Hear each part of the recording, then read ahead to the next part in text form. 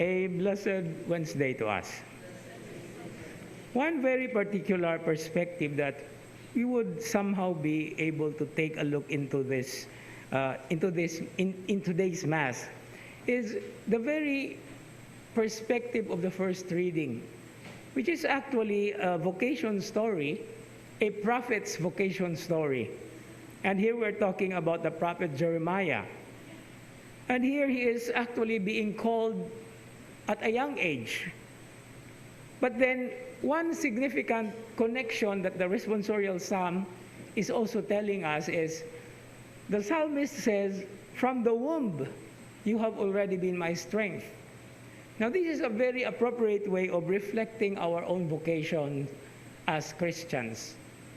From the very womb of our mother, we have been called already. And being called actually has so many things in connection with it. To follow Him, to continue the ministry that He has entrusted, but most specifically, to become bearers of the Word. And bearers of the Word means to be able to proclaim it. Not necessarily in the way that we have to pronounce it out loud, but also in the little ways that we are able to incarnate the Word through our actions. And I think this is a very significant perspective and challenge for all of us. Because right from the very beginning, right from the very moment when we actually possess life from the womb of our mothers, we are like the seeds that fell on rich soil. The richness that we experience from the very womb of our mothers actually is so important, because it did not just only nourish, but it allows us to grow until we see the light.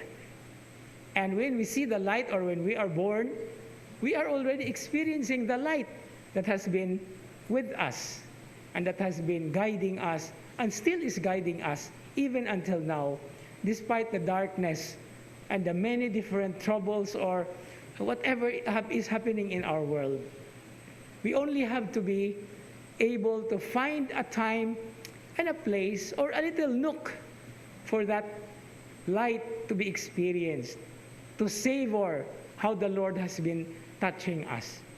And because of this, one very significant connection is reflecting on our own birth. And many people, or some people, are actually experiencing that today as they celebrate their birthdays. And then this is also a way of making us realize that the life that is God's gift to us is by itself a way of proclaiming that God is alive in our lives, in our world, and practically for all eternity. And we thank the Lord for that copiously today and forever. Amen.